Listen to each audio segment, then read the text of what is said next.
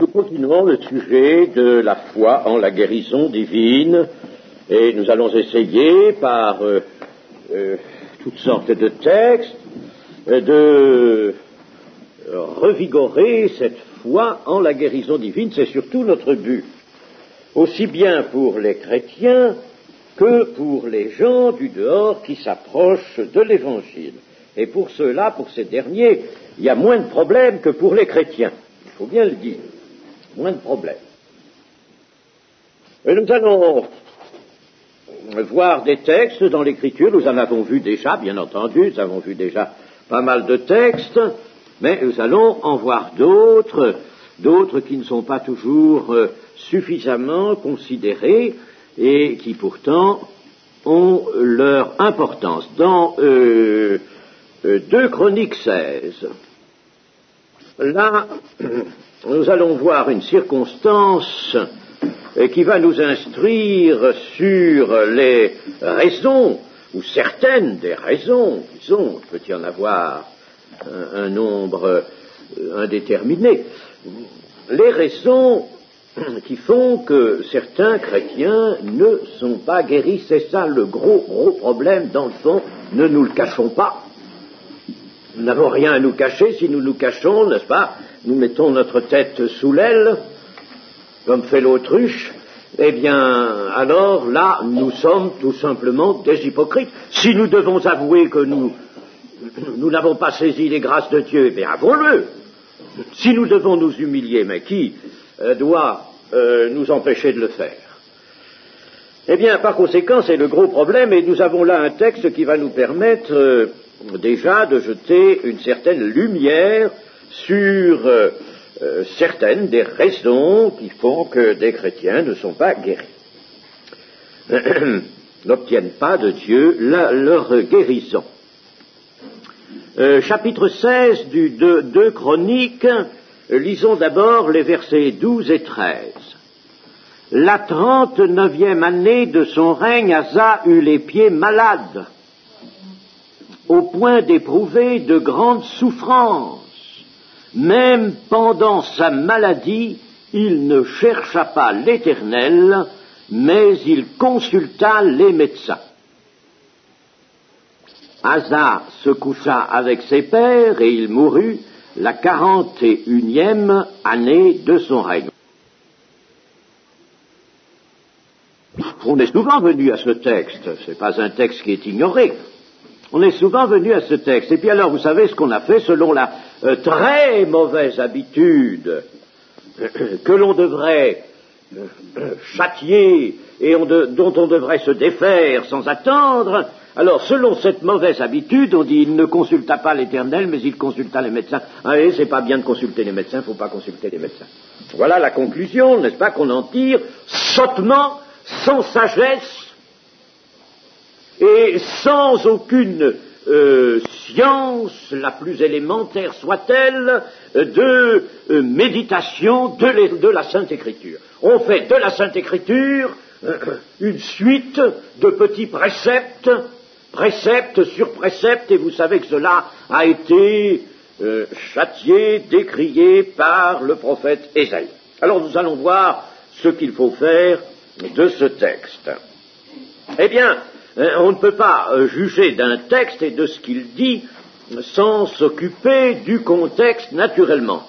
D'autant plus qu'on est ici dans une histoire, dans une biographie, celle du roi Asa, roi de Juda, et qu'il est tout de même bon de savoir ce que ce roi a pu faire avant d'être malade et de mourir. Eh bien, Asa avait commencé son règne dans de bonnes conditions. Le chapitre 14, un peu au-dessus, toujours 2 Chroniques, verset 1, Asa fit ce qui est bien et droit aux yeux de l'Éternel son Dieu. Il fit disparaître les autels de l'étranger et les hauts lieux. Il brisa les statues et abattit les idoles. Il ordonna à Juda de rechercher l'Éternel, le Dieu de ses pères, et de pratiquer la loi et les commandements. Il fit disparaître de toutes les villes de Juda les hauts lieux et les statues consacrées au soleil, et le royaume fut en repos devant lui. Très bien, Voilà, n'est-ce pas, qui commence bien, voilà qui promet. Ce roi fait des choses excellentes, c'est bien d'ailleurs la mention qui nous est donnée dans le verset premier, il fit ce qui est bien, c'était bien et droit aux yeux de l'Éternel, son Dieu. Voilà un règne qui commence bien aussi, l'Éternel est fidèle, lui.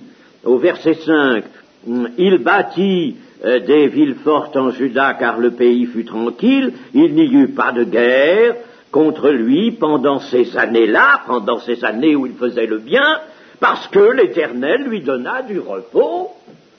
Eh bien, il n'y a pas de guerre, il n'y a pas de maladie, il n'y a pas de choses comme ça. On sert l'Éternel. L'Éternel veut qu'on le serve. Il le servait. Il allait, n'est-ce pas, faire disparaître tous les hauts lieux et les statues consacrées au soleil. Nous faisons dans l'Église cela lorsque nous exhortons, lorsque nous secouons un peu le monde chrétien pour secouer sa torpeur. N'est-ce pas? C'est bien ce que nous faisons et ce qu'il faut faire. Le service de l'Éternel, lorsque nous allons vers les gens du dehors pour leur apporter l'Évangile, nous servons le Seigneur, mais il faut le servir avec conscience, il ne faut pas dire n'importe quoi. Et il fit ce qui est droit, c'est très bien, c'est parfait, ça commence très bien. Voilà, si on peut dire, puisque nous allons faire un rapprochement entre le règne d'Asa et une vie chrétienne quelconque, n'est-ce pas? Quelconque veut dire anonyme, bien sûr. Alors, nous allons faire le rapprochement, et nous disons, voilà une vie chrétienne qui est bien conduite au début, ça va très bien, c'est très bien. C'est très bien, on fait ce qui est bien, on sert l'Éternel, on n'a que ça en vue, n'est-ce pas? C'est très bien, c'est magnifique, on a du repos. L'Éternel est le même hier, aujourd'hui, éternellement, on a du repos. On a du repos. Non, il faut que, dans l'Église, n'est-ce pas, et pas tout de convertir des âmes, il faut les engager dans une vie chrétienne où l'on fasse ce qui est bien et ce qui est droit aux yeux de l'Éternel. Alors, voilà qui est bien. Et dans le chapitre 15, nous voyons même le zèle du roi qui se poursuit suivant une ligne, parce que quand on fait ce qui est bien et droit aux yeux de l'Éternel, l'Éternel nous donne du travail. Il va nous montrer du travail à faire. Asa ne savait pas quelle serait toute l'étendue de son œuvre, de l'œuvre qu'il avait à faire. Et il en découvre au cours de ce règne, précisément parce qu'il fait ce qui est bien et droit. Alors, verset 15, chapitre 15 du moins, verset 1. L'Esprit de Dieu fut sur Azaria, fils d'Oded. Et Azaria alla au-devant d'Asa et lui dit, « Écoutez-moi, Asa, et tout Juda et Benjamin. L'Éternel est avec vous quand vous êtes avec lui. Si vous le cherchez, vous le trouverez, mais si vous l'abandonnez, il vous abandonnera. » Voilà un avertissement, n'est-ce pas, qui vient de l'Esprit de Dieu. Avertissement, pourquoi? Et parce que l'Esprit de Dieu veut que Asa aille plus loin, mais il est averti. Attention, si vous l'abandonnez, il vous abandonnera, l'Éternel est avec vous quand vous êtes avec lui. Et comment pouvez-vous être avec lui? Sinon pour faire sincèrement, de tout votre cœur, avec une foi inlassable, ce qui est bien et droit au regard de l'Éternel. C'est comme ça que vous êtes avec lui. C'est pas à certains moments, n'est-ce pas, de forte exaltation. Non, c'est pas ça, c'est pas ça, c'est pas ça. Ça, c'est la mauvaise Pentecôte. La bonne Pentecôte, c'est non seulement d'avoir, n'est-ce pas, des cultes où l'Esprit de Dieu soit libre, libre de s'exprimer, libre de nous transporter, même comme il le veut, mais c'est aussi lorsque l'Église fait entièrement ce qui est droit aux yeux de l'Éternel, ce qui est bien et droit. Alors, voilà comment on est avec l'Éternel, et quand vous êtes avec l'Éternel, l'Éternel est avec vous. Mais attention, si vous le cherchez, vous le trouverez. Il faut, nous l'avons déjà dit cela, n'est-ce pas, le chercher. Nous l'avons dit dans l'étude sur la prière. Cherchez l'Éternel.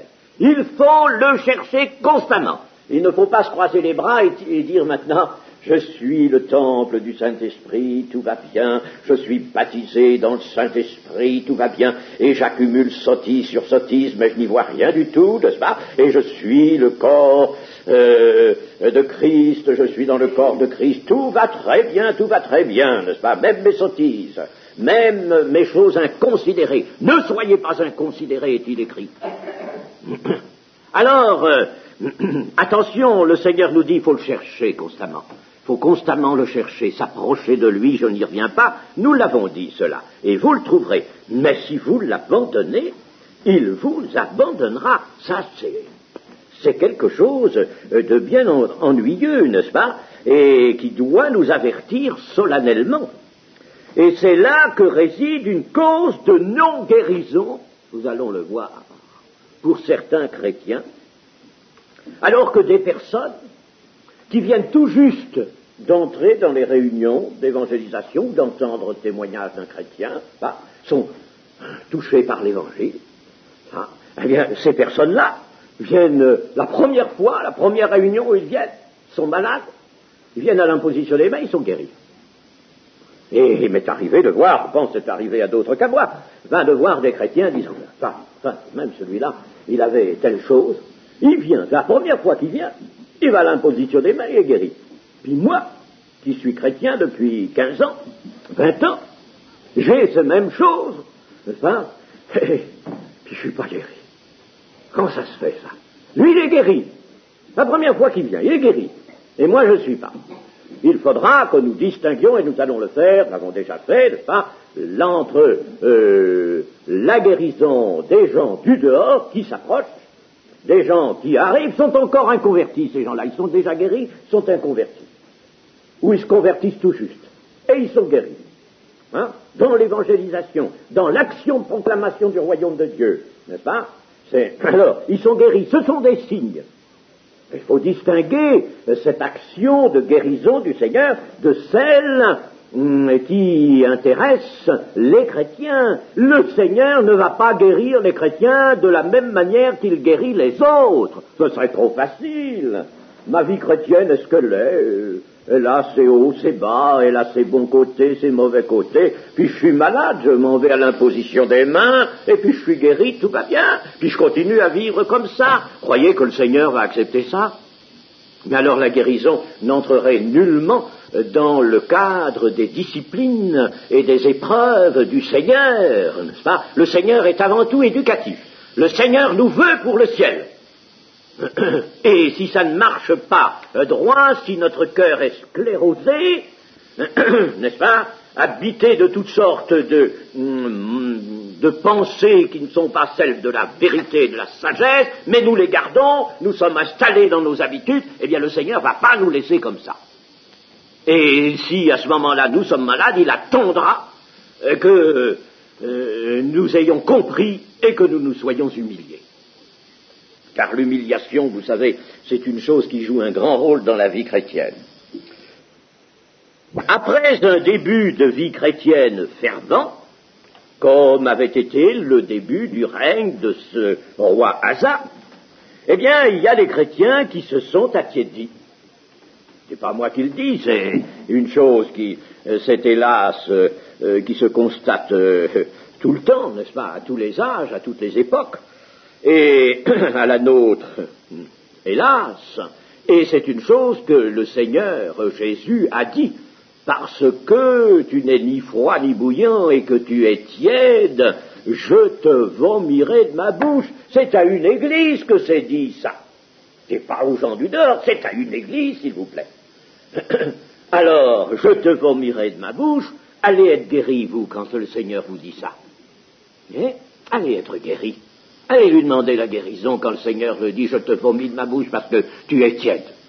Moi, j'aime bien les gens qui sont froids, alors ceux-là, je peux les faire bouillir. Et j'aime bien les gens qui sont bouillants, parce que ça, ils me servent à quelque chose, ces gens-là, et parce qu'ils sont en route pour le royaume de Dieu. Alors là, tout ce qu'ils demandent, je le leur donne. Demandez ce que vous voudrez, cela vous sera accordé, pour cela. Mais les gens qui sont tièdes, alors là, je ne peux pas leur accorder. Non. Non, les gens qui sont tièdes, ça ne va pas. Alors, n'est-ce pas, après un bon début un début magnifique. Combien il y a de chrétiens comme ça qui ont eu un commencement de vie chrétienne splendide, resplendissant. Ils en ont encore les souvenirs, ils les racontent eux-mêmes. Ça a été magnifique, oh, je faisais ceci, l'Éternel faisait cela, etc. C'était super. Oui, puis maintenant, comment es-tu? Ah, maintenant, je suis bien installé dans une vie assez agréable, douce, et puis j'ai beaucoup à faire, à droite, à gauche, n'est-ce pas? Oh, mais je viens aux réunions de l'Église, mais oui, bien sûr. Alors, n'est-ce pas, ils sont attiédis. Ou bien encore, ils conservent dans leur cœur des duretés, des choses qui sont dures, des choses qui n'ont pas cédé, ou des choses qui, je ne sais pas moi, des choses qui se sont peut-être installées depuis, n'est-ce pas, la conversion. Ils ont par exemple des pensées humaines tenaces, empreintes d'un orgueil voilé. Empreintes, oui, je dis bien, d'un orgueil voilé dans leur cœur.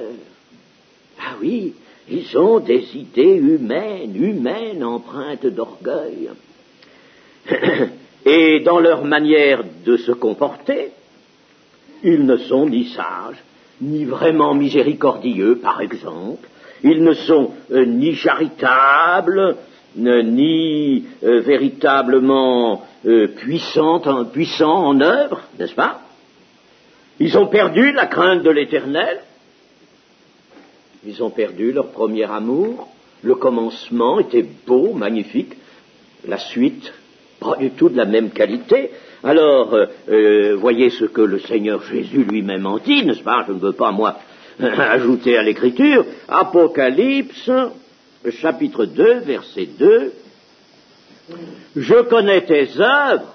Voilà, ça c'est dit à une église, n'est-ce pas? Et il est bien dit que celui qui a des oreilles entende ce que l'Esprit dit aux églises à UX, aux églises de tous les temps. Bon, alors, verset 2. Je connais tes œuvres, ton travail et ta persévérance. Il y a quelque chose de bon là-dedans, n'est-ce pas? Ta persévérance. Je sais que tu ne peux supporter les méchants. Les méchants, il faut entendre ceux qui font le mal. Pas les violents nécessairement, mais ceux qui font le mal. Que tu as éprouvé ceux qui se disent apôtres et qui ne le sont pas. Bon, tu t'es mis à l'écart des faux prophètes, des faux docteurs. Bon, c'est très bien. Tu les as trouvés menteurs. Bon, tu as corrigé, n'est-ce pas, évidemment, toi-même, par une part de discernement dont tu disposes, ou par la consultation que tu as faite des Écritures, c'est bien. Alors, que tu as de la persévérance, c'est très bon aussi tout cela. Que tu as souffert à cause de mon nom, oh, mais il y a beaucoup de bonnes choses. Tu as souffert à cause de mon nom, et tu ne t'es point lassé. Oh, excellent. Mais ce que j'ai contre toi, c'est que tu as abandonné ton premier amour. Et si tu as abandonné ton premier amour, tu as abandonné ton Dieu. Ton Dieu, tu l'as connu par un amour bien plus fort, donc que tu as connu beaucoup mieux ton Dieu que tu ne le connais maintenant. Tu l'as abandonné, tu t'es éloigné de ton Dieu. Tu as abandonné ton premier amour. Souviens-toi donc dont tu es tombé. Ah, les commencements étaient jolis, étaient magnifiques. Souviens-toi donc dont tu es tombé. Repens-toi et pratique tes premières œuvres. Ces premières œuvres qui étaient le fruit d'une spiritualité sincère, ardente, c'était de la spiritualité. Tu as substitué à ces premières œuvres des œuvres un peu systématiques, des œuvres plutôt systématiques, des œuvres plutôt religieuses que vraiment des sens spirituels. Pratique tes premières œuvres, sinon je viendrai à toi et j'ôterai ton chandelier de sa place. À moins que tu ne te repentes.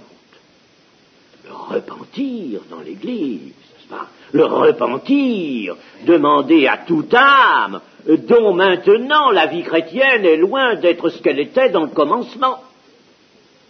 Alors, si tu ne te repens pas, si tu t'imagines être quelque chose dans la situation où tu te trouves maintenant, j'ôterai ton chandelier de sa place. Ça veut dire, je ne te regarderai plus comme étant membre du corps de Christ, tu ne seras plus l'Église, mon Église, ou un membre de mon Église. Voilà ce que je vais faire. Eh bien, allez dans ces conditions-là demander la guérison au Seigneur. Allez-y.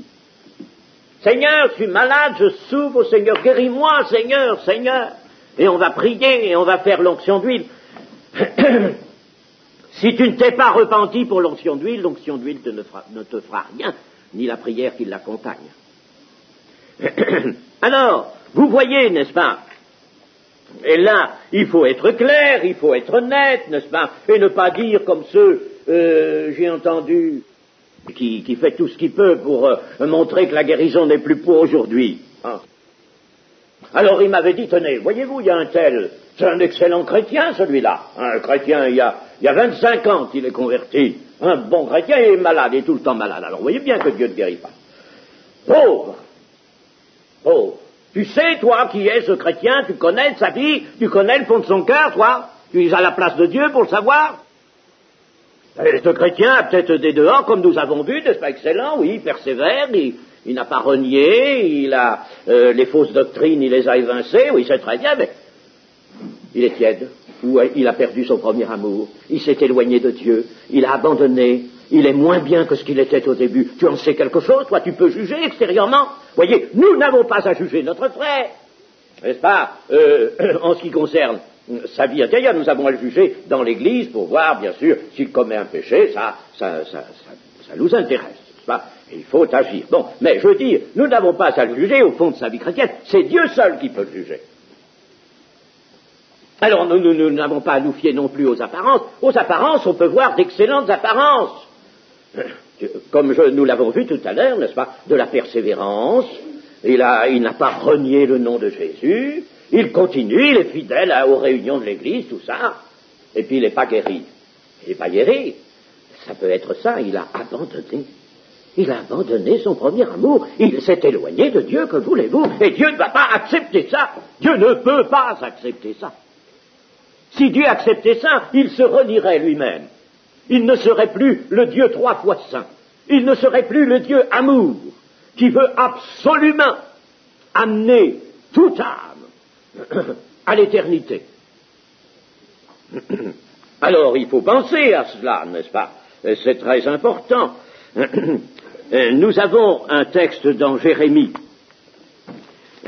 chapitre 2, qui s'applique à Israël, bien entendu, mais ces choses sont écrites, je le répète toujours, pour notre instruction à nous, qui sommes parvenus à la fin des temps. Chapitre 2, verset 14. Israël est-il un esclave acheté ou né dans la maison? Pourquoi donc devient-il une proie? Contre lui, les lionceaux rugissent et poussent leurs cris, et ils ravagent son pays, ses villes sont brûlées, il n'y a plus d'habitants, même les enfants de Noph et de Tachpanès te briseront le sommet de la tête. Cela ne t'arrive-t-il pas parce que tu as abandonné l'Éternel ton Dieu, lorsqu'il te dirigeait dans la bonne voie? Et maintenant, qu'as-tu à faire d'aller en Égypte pour boire l'eau du Nil? Qu'as-tu à faire d'aller en Assyrie pour boire l'eau du fleuve?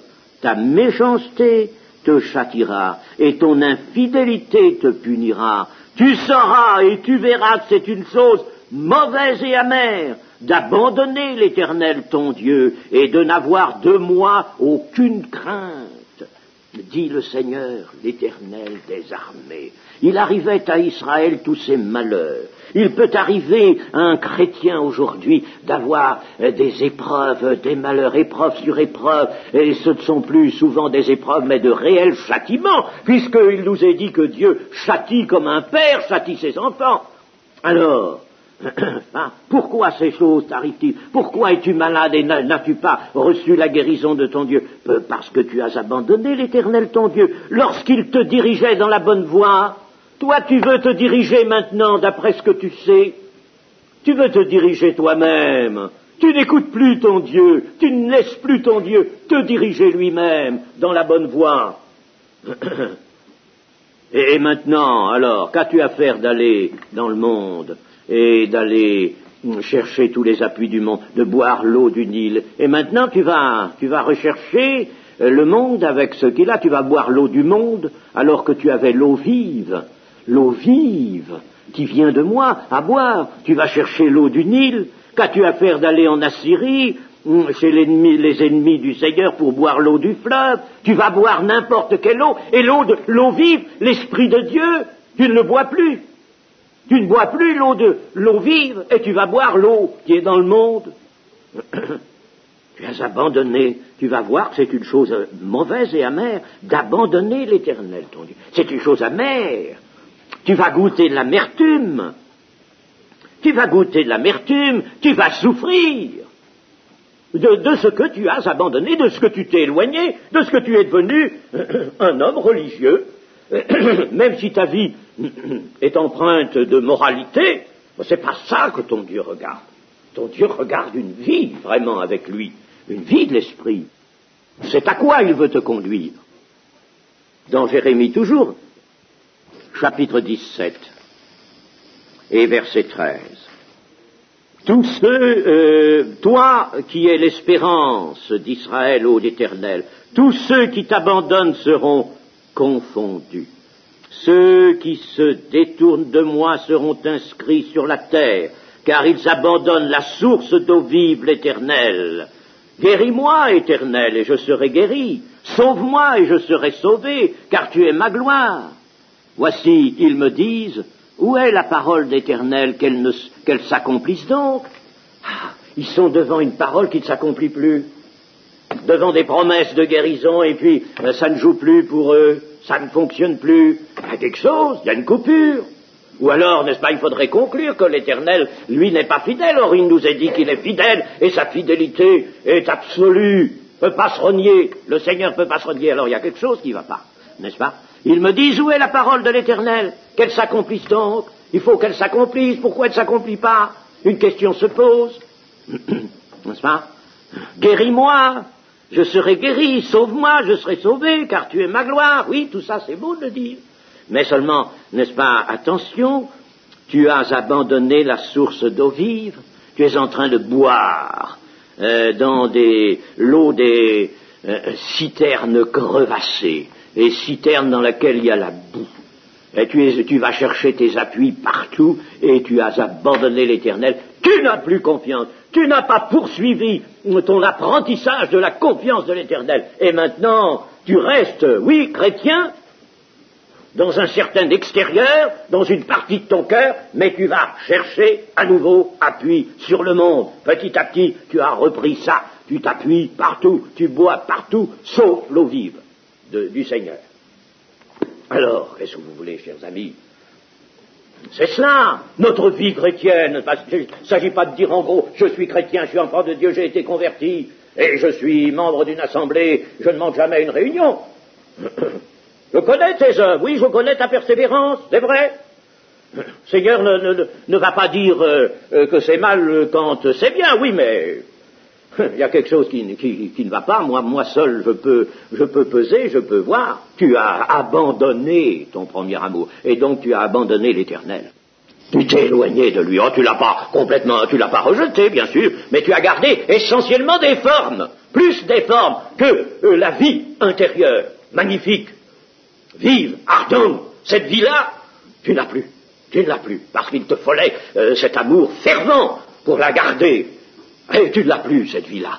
Alors tu as des formes religieuses, oui, tu as même conservé, oui, en dehors tes œuvres, je connais tes œuvres, tu n'en es pas absolument dépourvu, non, mais tu as abandonné, tu as abandonné. Ainsi, Asa avait fait ce qui est bien et droit aux yeux de l'Éternel, et voici que, au cours de son règne, qu'est-ce qu'il va faire? Examinons un petit peu ça, ce qu'il va faire. Eh bien, il va ralentir son zèle et perdre sa vision. Il reste le roi de Juda, et il reste le roi d'un peuple de Dieu. Il sait que le temple, c'est le temple de l'Éternel. Jérusalem, c'est la ville choisie par l'Éternel. Il sait toutes ces choses, il les proclame.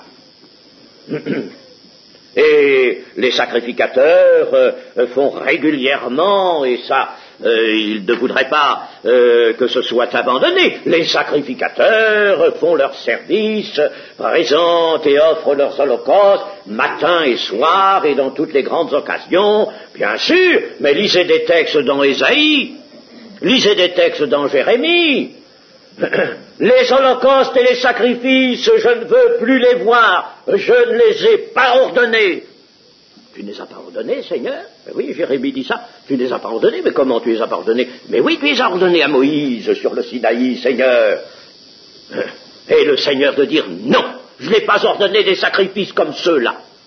Moi, pour moi, les sacrifices et les holocaustes, extérieurement présentés, avec tous les dehors, oui, qui pourraient faire croire que la chose est excellente, moi je vois les cœurs, et vos cœurs sont éloignés de moi, je ne veux pas, je n'en veux pas de ces sacrifices-là, ils me sont en horreur, dit l'Éternel, en horreur. Ah, nos chants, ou tout ce que nous pouvons faire dans notre assemblée, si nos cœurs ne sont pas dévoués entièrement, vous entendez entièrement, dévoués entièrement à l'Éternel, tout cela, l'Éternel n'en veut pas. Il n'est pas avec nous. Il n'est avec nous que si nos cœurs lui sont entièrement dévoués, vous entendez, entièrement dévoués. Et s'il n'y a pas d'ombre, de restriction, si nous ne nous sommes pas repris. Alors Asa, lui, il avait perdu sa vision, tout simplement, il était en train de la perdre, pas entièrement, mais il la perdait. Et par les conséquences même de cette perte de vision, qu'est-ce qu'il fait? Il recherche appui sur ce qu'on appelle, d'une excellente expression, le bras de la chair. Comme il ne sait plus faire appel, il ne peut plus faire appel au bras de l'Éternel, alors il prend le bras gauche, le bras de la chair. Il prend le bras de la chair. Il cesse de se confier à l'Éternel en tout et pour tout, ou il va se confier pour des choses mineures. Pour des choses mineures. Comme cela arrive bien aussi, n'est-ce pas, dans l'Église. Des choses mineures. Oh, ça, alors on va dire, oh, nous nous attendons à l'Éternel. Oui, oui. Et quand tu es malade, quand tu souffres, quand quelque chose ne va pas, qu'est-ce que tu fais? Tu cours au médecin, tu cours à l'administration, tu vas voir un tel, dans le monde tu fais des démarches, tant que tu peux. Et l'Éternel, tu lui réserves les choses mineures. Tu as confiance en lui pour les petites choses. Il a cessé donc de se confier à l'Éternel, et qu'est-ce qu'il a fait alors? Tout simplement, il a conclu une alliance avec Ben-Hadad, roi de Syrie. Il conclut une alliance avec Ben-Hadad, voyons chapitre 16 de 2 Chroniques, verset 2.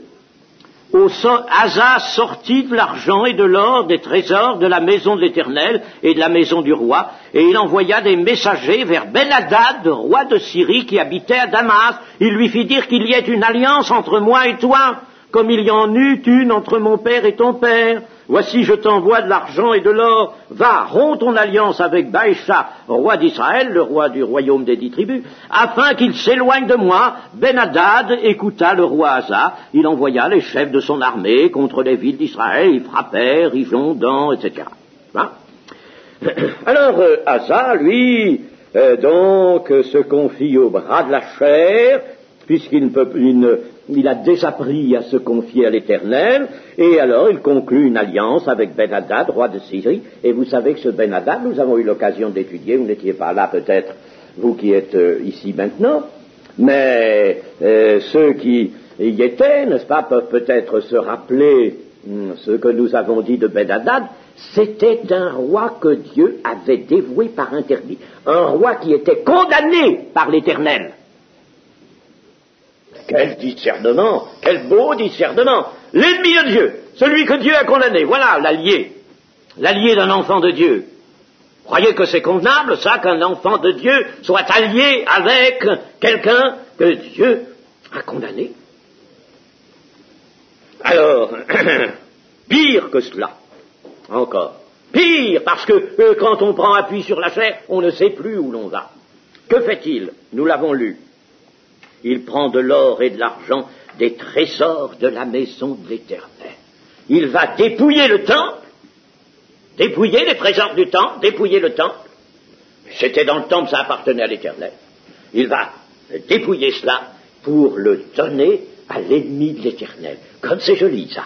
Une perte de vision. Un homme qui a très bien commencé. C'est magnifique. Voilà ce qu'il fait. Voilà ce qu'il fait. Il dépouille, n'est-ce pas, la maison de l'Éternel. Il prend, autrement dit, à Dieu les moyens d'une alliance perfide. D'une alliance contre nature. Mais il en prend les moyens à Dieu. Il en prend l'or et l'argent à l'Éternel. Et n'est-ce pas cela que nous faisons, nous, quelquefois, lorsque nous sacrifions la parole de Dieu, lorsque nous sacrifions la vérité au service de notre confiance en la chair, lorsque nous sacrifions ce qui appartient à l'Éternel pour nous approprier quelque avantage obtenu du monde. Oui, nous dépouillons l'Éternel de ce qui lui revient, de ce qui est à lui. Nous dépouillons l'Éternel, nous dépouillons le temple. Si nous disons, nous proclamons que nous sommes le temple de l'Éternel, et que nous prenions en nous des choses, rien que ces choses dans notre cœur, pour les porter au monde, à cette confiance nouvelle que nous laissons grandir, confiance dans le bras de la chair, alors, voilà, nous dépouillons l'Éternel. Nous appauvrissons notre cœur, nous dépouillons l'Éternel, les trésors de l'Éternel, les trésors, les richesses incompréhensibles de Christ. Oh, nous les amoindrissons pour aller reporter notre confiance sur le bras de la chair.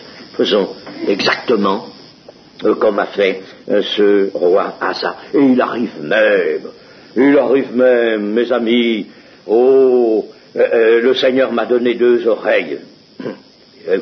Et avec ses oreilles, il m'a donné d'entendre quelquefois des choses qui ont été pour moi de grands sujets de réflexion ensuite, quand j'ai entendu des gens dans l'Église, j'ai entendu des gens justifier leur confiance au bras de la chair avec la parole de Dieu.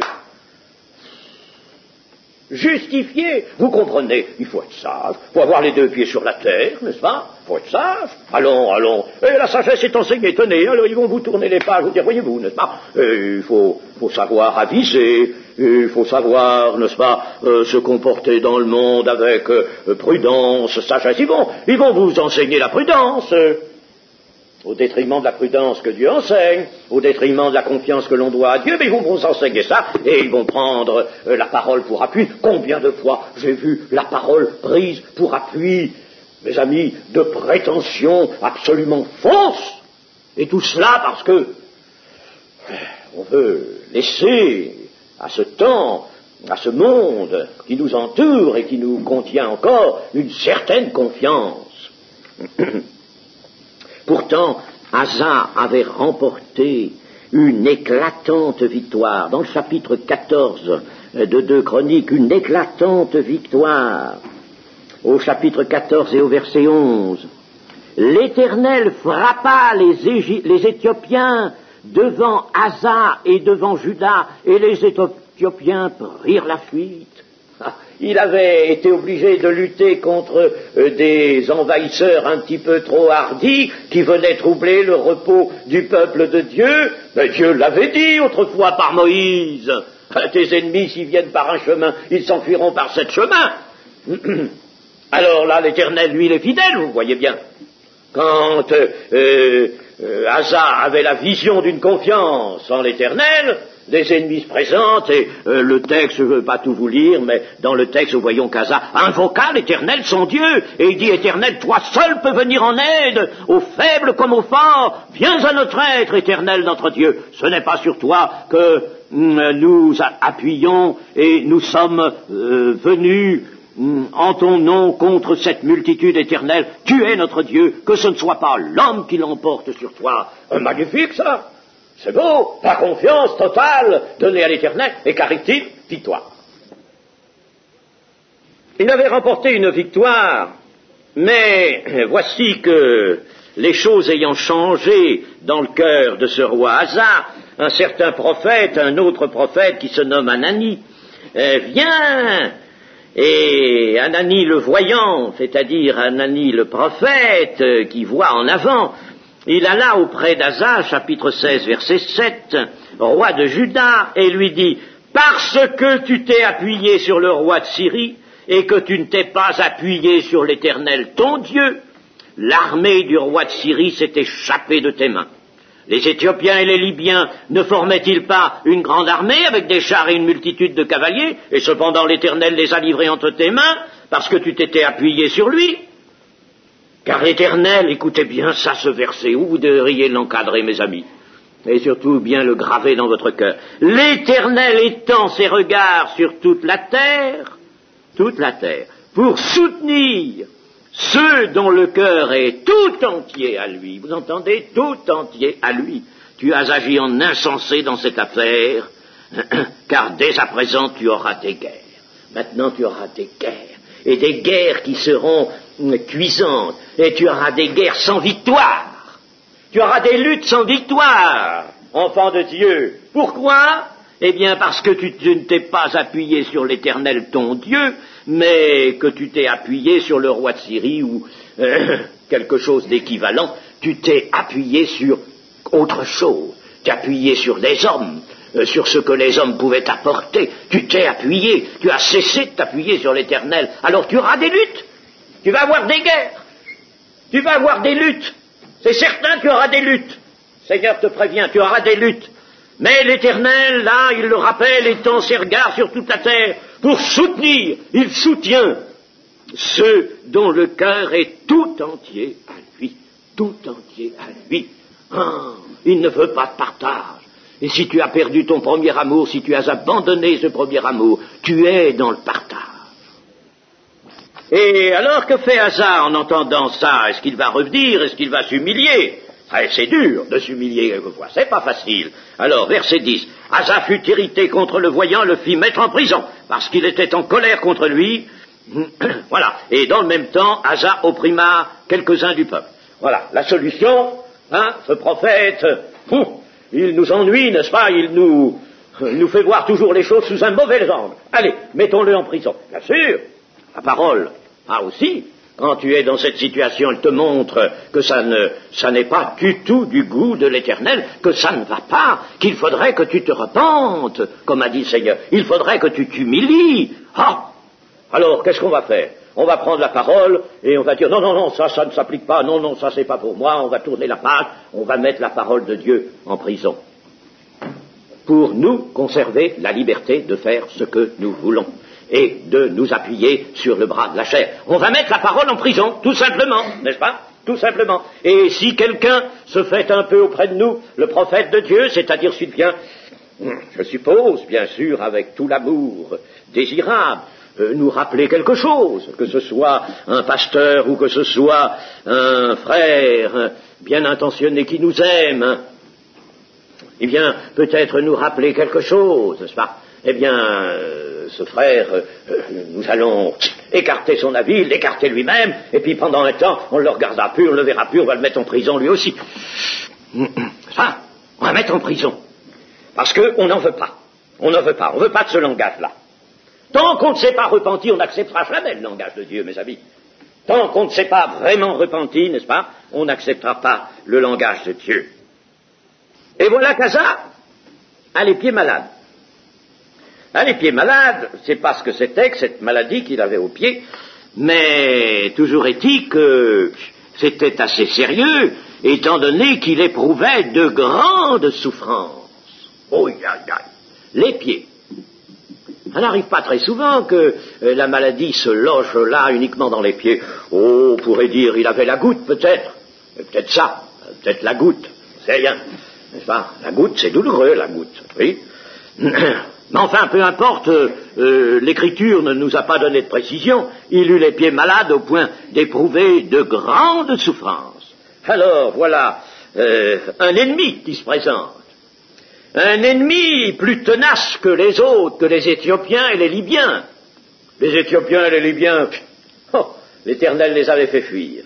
Mais cet ennemi-là, souffrance, jour et nuit, souffrance, grande souffrance. Ah, ça c'est une tribulation particulière dans la chair. Alors la grande souffrance, c'est un ennemi, ça. Oh, c'est pas un ami, bien sûr, cette maladie-là. Elle n'est pas ami, c'est un ennemi. Toute maladie qui fait souffrir, je pense bien que nous la considérons comme un ennemi, n'est-ce pas? Il y a des gens peut-être qui la considèrent comme une souffrance amie, mais cela est une manière particulière de voir les choses à travers de fausses doctrines de tous sens.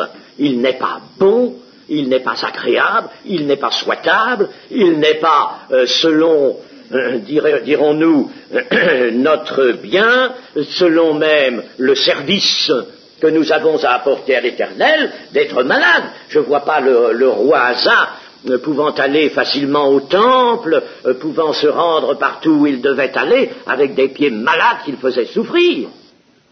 Il a vaincu les Éthiopiens, mais là, voilà un ennemi qu'il ne pourra pas vaincre, il ne va pas pouvoir le vaincre, il va mourir comme ça, sans avoir vaincu cet ennemi, parce qu'il s'est éloigné de Dieu.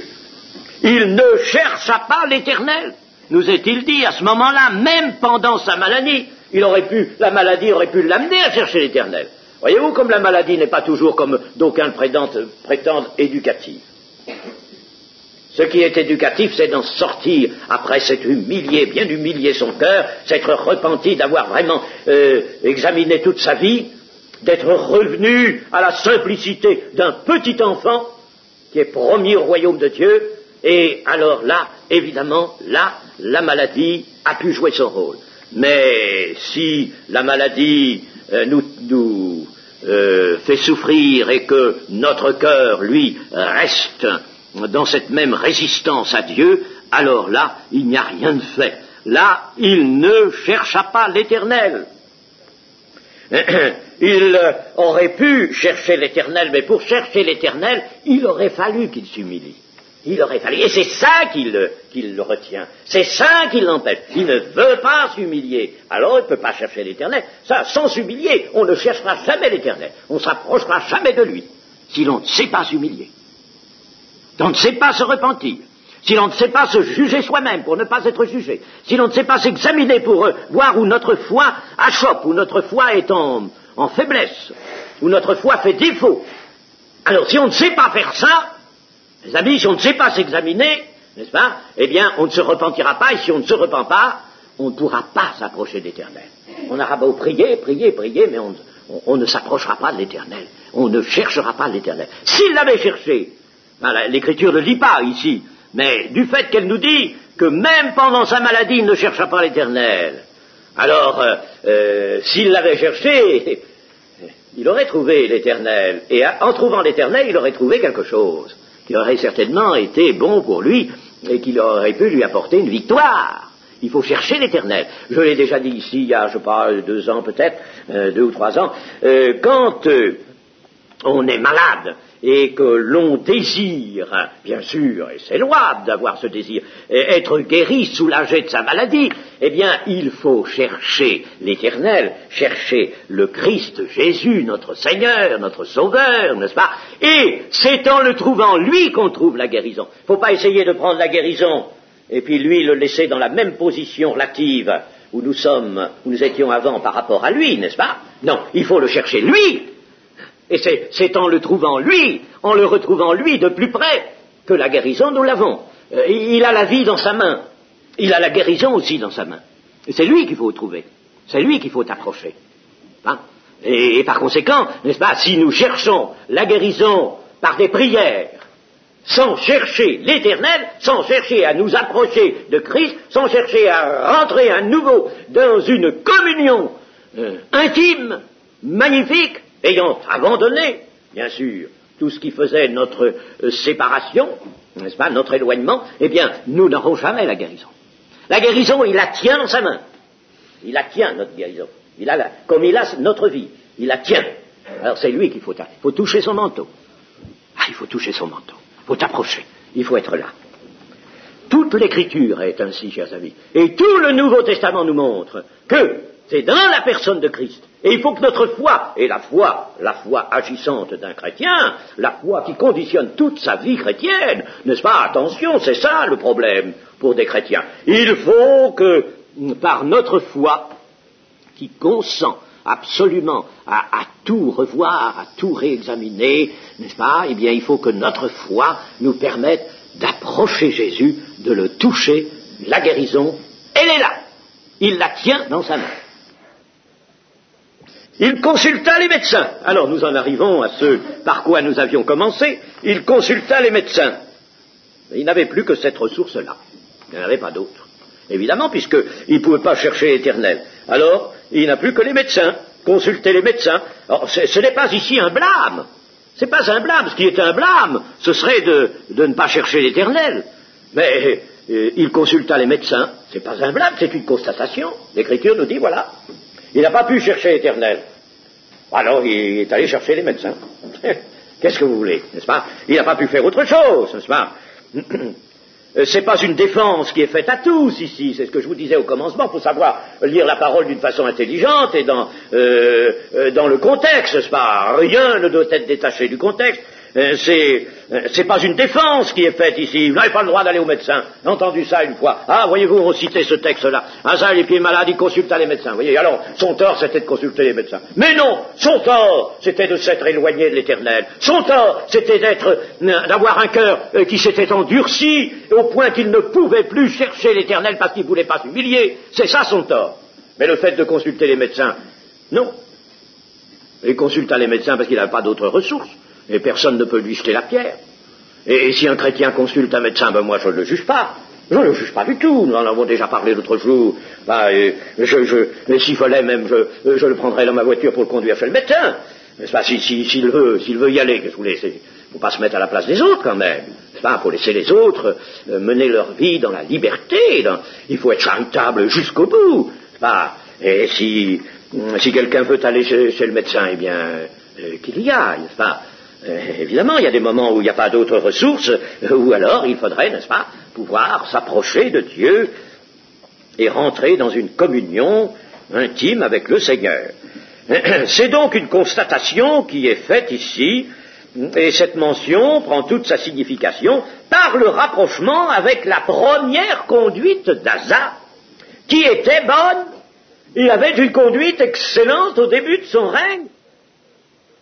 Alors, on ne peut comprendre, n'est-ce pas, cette mention, là, il consulta les médecins, que par rapport au commencement de son règne, n'est-ce pas? C'est pas mentionné pour d'autres rois qui firent ce qui était mal aux yeux de l'Éternel et qui retombèrent dans les péchés de Jéroboam. C'est pas dit pour eux. Ils ont consulté les médecins tant qu'ils ont voulu.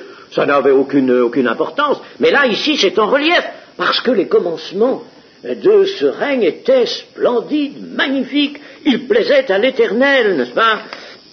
Et alors il a abandonné, il s'est trouvé lui-même dépossédé de la grâce de Dieu. Tu as agi en insensé dans toute cette affaire, en insensé. Tu étais un insensé dans toute cette affaire, car dès à présent tu auras des guerres, tu auras des luttes. Voilà. Et je terminerai en citant un verset de Luc chapitre 12, verset 48, ou bien lisons 47 et 48, le chapitre 12 de Luc. Le serviteur qui, ayant connu la volonté de son maître, n'a rien préparé, n'a pas agi selon sa volonté, sera battu d'un grand nombre de coups. Nous sommes ici, n'est-ce pas, dans une parabole. Mais celui qui, ne l'ayant pas connu la volonté de son maître, a fait des choses dignes de châtiment, sera battu de peu de coups. Et la conclusion, la voici, c'est celle qui nous intéresse. On demandera beaucoup à qui l'on a beaucoup donné, et on exigera davantage de celui à qui l'on a beaucoup confié. Et chers amis, pour nous, ça, n'est-ce pas? Attention! Nous allons dire, le Seigneur a fait pour moi de grandes choses, voici ce qui est arrivé, voici ce que j'ai vu, n'est-ce pas? J'ai été ceci. Il y a des chrétiens qui ne tarissent pas de raconter toutes les grâces et les bénédictions dont ils ont été abreuvés dans les premiers temps de leur vie chrétienne. En disant ça, ils se jugent eux-mêmes, n'est-ce pas? Si maintenant ils n'ont plus rien, et si maintenant ils sont dans les luttes, tu avais beaucoup reçu, on t'a beaucoup confié, alors là, on exigera davantage. Et pour te guérir, maintenant que tu es malade, le Seigneur va exiger davantage de toi. Va exiger davantage. Celui qui vient du dehors, qui arrive comme ça, l'Éternel voit une arme, qui a un tison qui est arraché du feu, du monde. Il vient, il s'approche de l'Évangile. Oh, il est malade, il a n'importe quoi. Il vient avec un tout petit peu de foi, rien du tout, la petite foi qu'il a pu sentir en lui, n'est-ce pas, du fait qu'il a entendu une prédication de l'Évangile, une seule. Même pas complète peut-être, n'est-ce pas? Il a entendu une prédication de l'Évangile, il vient avec cette petite foi, et puis l'Éternel le fait marcher, le guérit, le délivre. Magnifique! Parce qu'il n'a pas encore eu, lui, on ne lui a rien confié encore, et l'Éternel lui donne beaucoup, lui donne. Mais plus tard, lorsqu'il sera engagé dans la vie chrétienne, et qu'il aura reçu de l'Éternel, qu'on lui aura confié, alors, quand il sera malade, s'il est jamais malade après, on lui dira, n'est-ce pas, attention, tu as maintenant reçu, on t'a confié, alors l'Éternel exige davantage de ta foi. Il exige davantage de ça. Voilà le problème, mes amis. Le problème de la guérison des chrétiens, le voilà. C'est celui-là. Et quelles que soient les raisons plus proches, si vous voulez, que l'on pourrait discerner, mais la raison d'ensemble, la grosse raison qu'il faut envisager, nous l'avons vu ce matin, n'est-ce pas, par le moyen de ce texte, de cette biographie du roi Asa, voilà, n'est-ce pas, la grosse raison telle qu'elle est dégagée. Et le Seigneur attend notre humiliation, notre repentance, et il est encore miséricordieux, plus que nous le pensons, pour nous guérir encore. Amen.